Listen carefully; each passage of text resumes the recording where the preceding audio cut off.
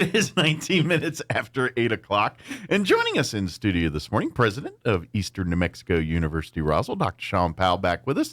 Morning, sir. How you doing today? Well, I'm doing well. Thank you, Mike, for having me today. I appreciate the chance to come and be on the air with you. It's always great to chat with you. And actually, when Dr. Powell first got to Roswell here about 4 or 5 years ago or so, him and I started Leadership Roswell together. So we kind of, when he was new to town, that's when we met. So, and we just have to put out the Leadership Roswell 2019 class, of course, is the best one. Absolutely. Yeah, that was, I don't know why everyone's trying after this point. We nailed it that year, and it's all downhill from there. So, but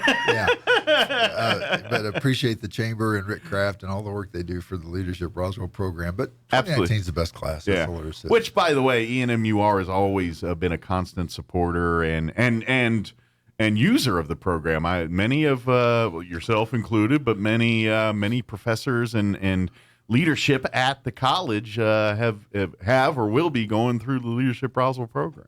So yeah, I think leadership development is something that we're obligated to do as an organization, and the Leadership Roswell program, again, that the Chamber puts on and Rick Kraft directs, is just awesome the way that they do it. Yeah. And we like to do that experience with a variety of individuals from campus. I think we've had 3 people in the last couple of years go each time. Yeah.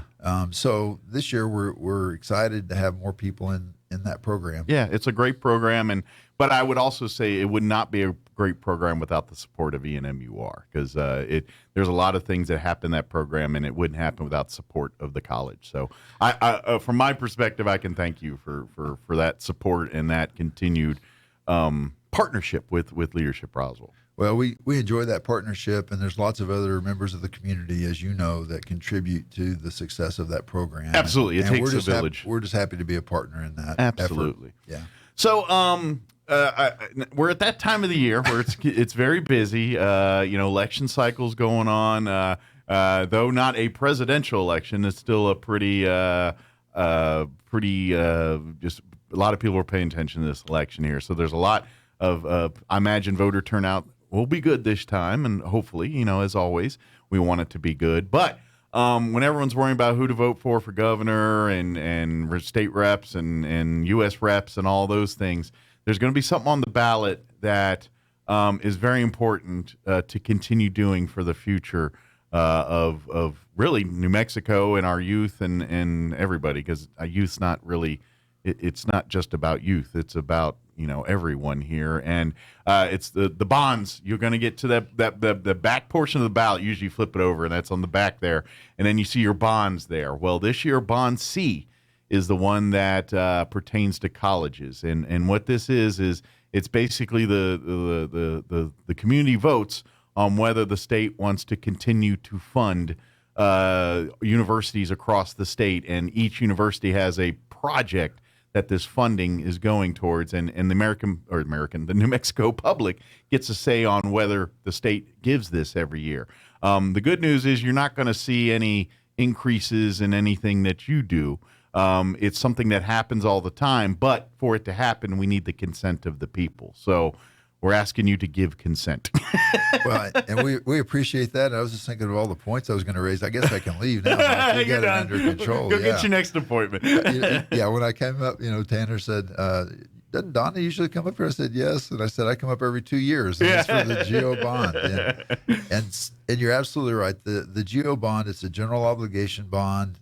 It's put out every 2 years, and it's a way for higher education institutions, so the 2-year campuses, the 4-year institutions, to look at capital funding. There's absolutely no tax impact on this. So if it passes, there's not a tax increase. If it fails, there's not tax money that's going to be sent back to you. Yeah.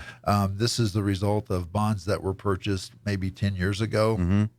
And what the voters are actually voting on is the ability to sell those bonds. Gotcha. And so it goes through this 2022 midterm election, and then it'll go to the legislative session in 23 in Santa Fe for approval to sell the bonds, and then the governor has final authority to say yay or nay on it. This year, the bond sales are for $215 million. As you mentioned, it's across the state, so it's a statewide general obligation bond. we've had success in these bonds in the past. Since I've been here, I came in 2018, and so this is my third GEO bond campaign. And Chavez County has supported these efforts in the past. Our project this year, and I'll also talk about the one for the New Mexico Military Institute, we do these together. Yes, and right here in Roswell, directly, those are the two institutions. But if you live in Eddy County or any, the College of the Southwest or any there, they receive benefits from these too. So it's statewide. It's just here in Roswell. And MMI and Eastern New Mexico University Roswell are the big benefiters of this. So. Absolutely. And so our project is to put in some sprinkler systems for fire suppression and to increase the safety for the students, faculty, and staff in 3 of our buildings. We have a facility master plan, and we go through that plan, and I arrange the projects that have to do with safety, with future growth for the campus, with just infrastructure. And as we were talking during the break, one of the things about being on former Walker Air Force Base is there's a lot of pieces to it that have to do with infrastructure that have to be repaired. It is a hodgepodge of new with, some of the renovations and upgrades. But at the end of the day, many of those facilities were built during World War II era, and some of them are still in use today, right. And some of them are showing that they were built in World War II and need to be rectified here. Right. Yeah. Like I said, I think statewide, the total ask is $215 million. And for us here in Chavez County, our project is a $3.3 million project. And the one for the Military Institute is a $5 million project.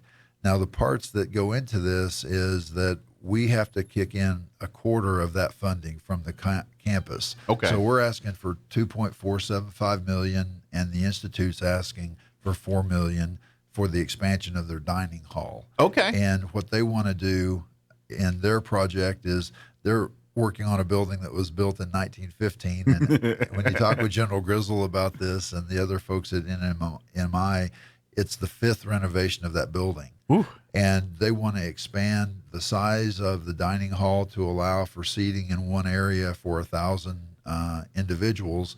And they're looking at some other options in terms of how to best prepare the cadets and provide communication channels so all the cadets can be gathered at one time in Gotcha. one space. And so that's one of the things about this dining facility. Which is probably very important for them, considering many of their students, they're on campus, all the time. So it's not like Eastern where they go home at the end of the day. Here, that's their whole life. So that camaraderie, that centralized type meeting places are much more useful or needed at a facility like that. So. Well, and I think in the academy model where you have the military operations that are ongoing, and the way they share information from the individual to the squad to the platoon level, and then through their organization with the companies, the dining hall expansion makes sense. Absolutely. To allow probably long overdue is what I'm guessing, but well,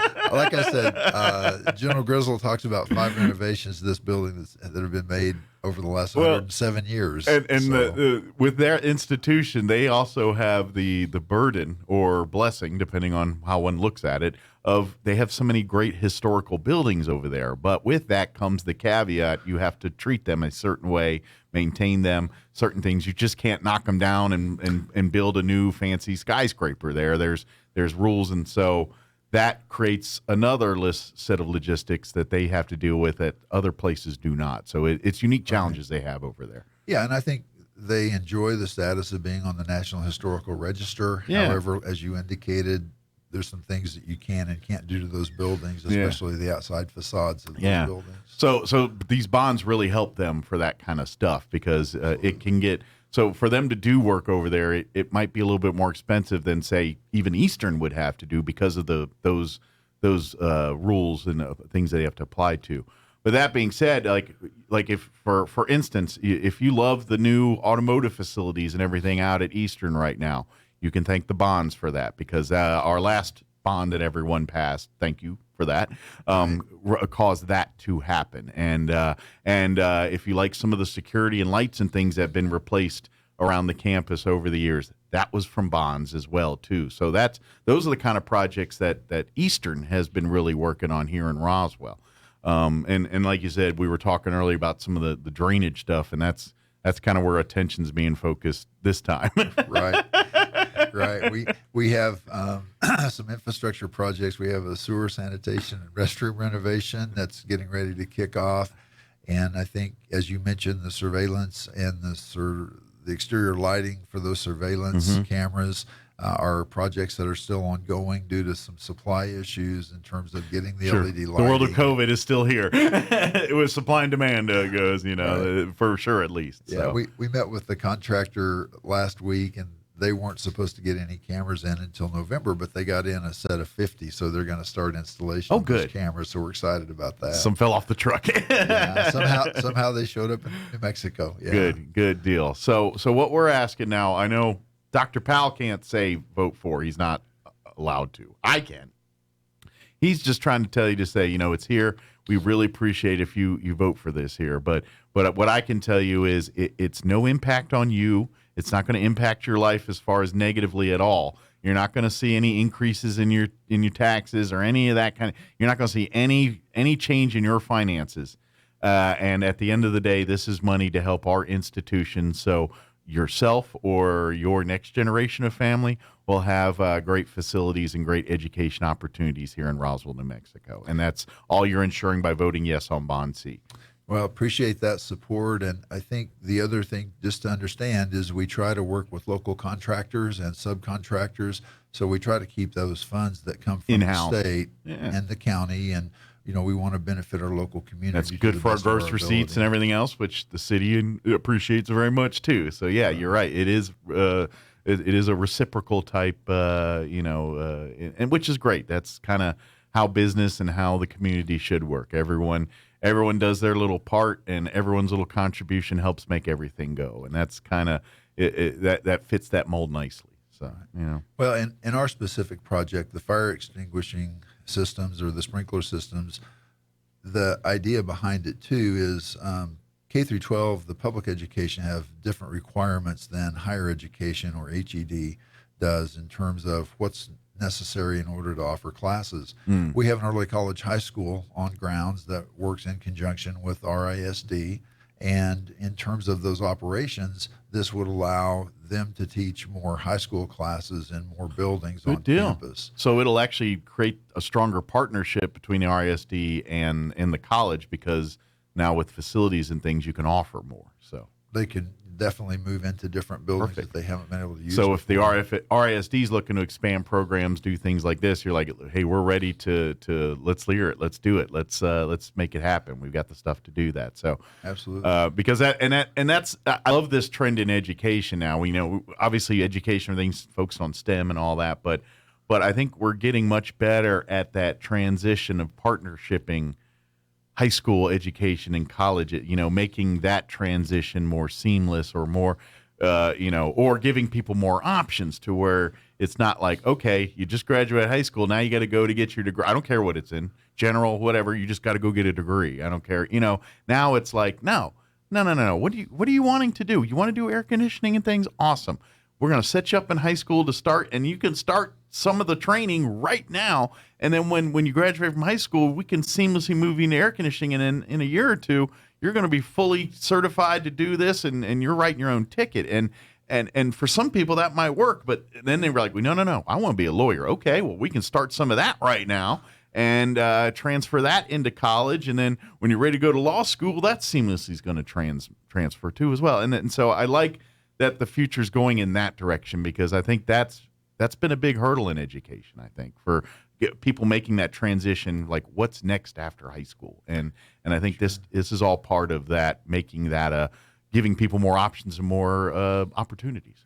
Well, and I just know locally here in Chavez County and Artesia, the areas that we serve for the geographical area of responsibility that our campus has, we've had good meetings with the superintendents and the administration from Dexter and Lake Arthur and Hagerman, as well as Artesia and RISD. And so I feel like they have the opportunity, and we have the opportunity to reach out to students.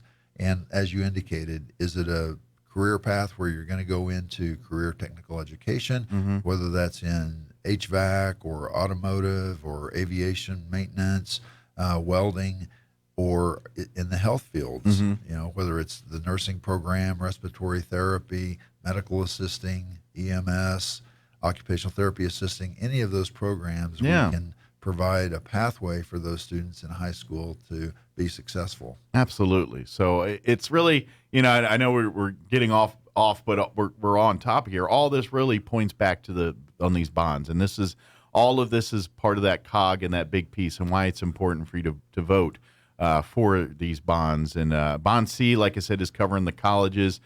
There's also going to be one for libraries and things. I'm not sure if the Eastern Library gets benefit from that as well too, but every public library, so our city library, the school libraries, the college libraries. I'm not sure if it's Bond B or D, or is it B this year? That's another one. I will also say you're doing nothing but good by voting yes on that one too. So. Right, and one of the things that I just like to say is that the library at ENMU-Roswell and at NNMI are both open to the public.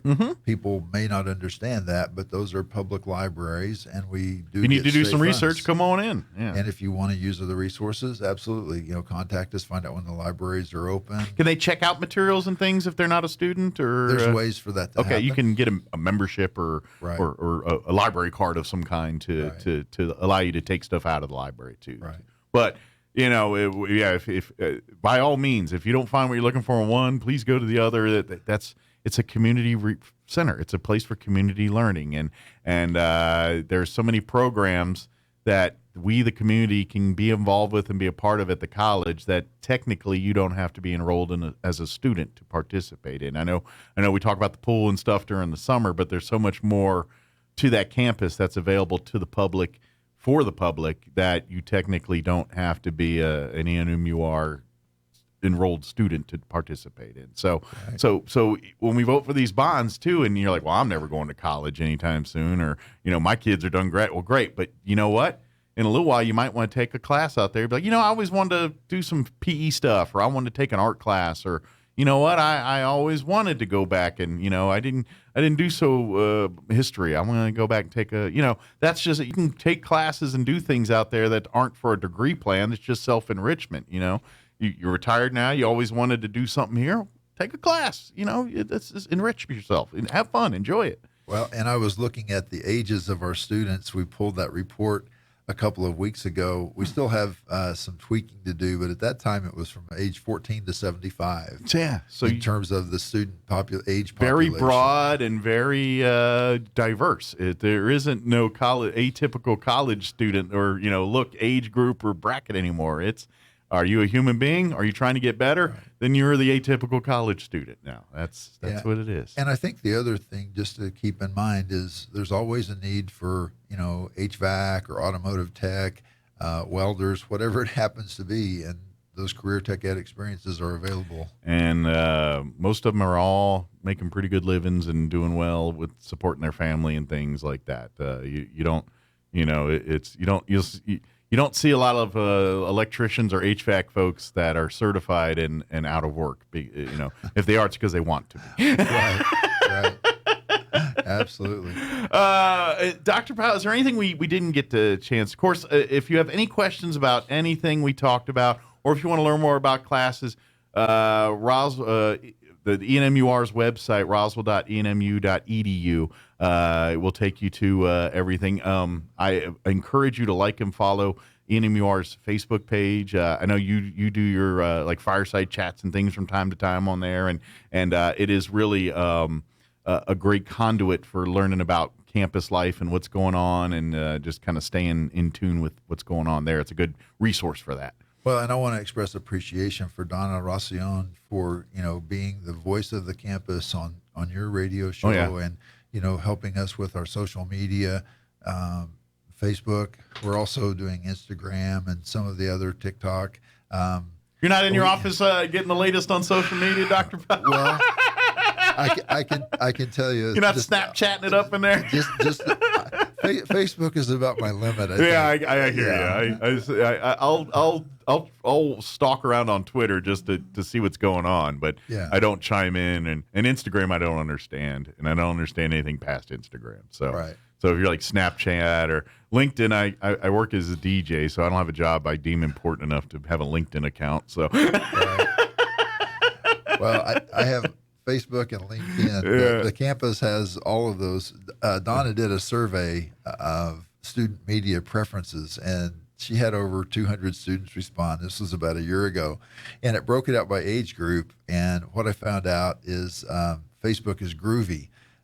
Because it's for the folks that are 55 and older. Yeah. And so I said, Us old people ruin Facebook according to young Okay. people. That's what I hear. So But, yeah. TikTok is much more appealing to the younger generation for sure. For the traditional college I get if you're students. just looking to watch things. That's what. But if you're contributing, you gotta come a little bit better prepared, I think. But anyway, please. But yes, if make an appointment, talk to. This is probably a pretty good time to talk with counselors and things. If you're thinking about starting in the spring semester, I know, of course, the campus they're going to be gearing up. Probably midterms right about now here, and then finals just about a month or two away. And but if you're looking to maybe start in the spring here, now's a good time to start talking with counselors and sitting down and coming up with a plan and getting it all lined up for January when it all rolls around for the spring semester here. Well, and we actually have an 8-week semester that'll be starting in a few weeks. And one of the programs that I haven't mentioned is our Cdl program, and it runs on the 8-week cycle. Gotcha. And so if someone's interested in getting their Cdl license, we would encourage you to get with our academic advisors and look at those options for this upcoming 8-week session. Another one of those jobs that once you got that CDL, you can probably write your ticket. You'll have people clamoring to hire you. So Absolutely. Yeah, good deal. So, well, thank you, Dr. Powell, as always. Appreciate the visit. Thank you. And we don't have to see you again in 2 years. You can come again, sooner than that. I'll talk with Donna. See if Donna lets you, all right? See what the schedule is. But again, appreciate the chance to be here today, and thanks for taking time to talk about Bond C and Bond B. Anytime. Thank you, sir. We appreciate you. We'll see you next time. It is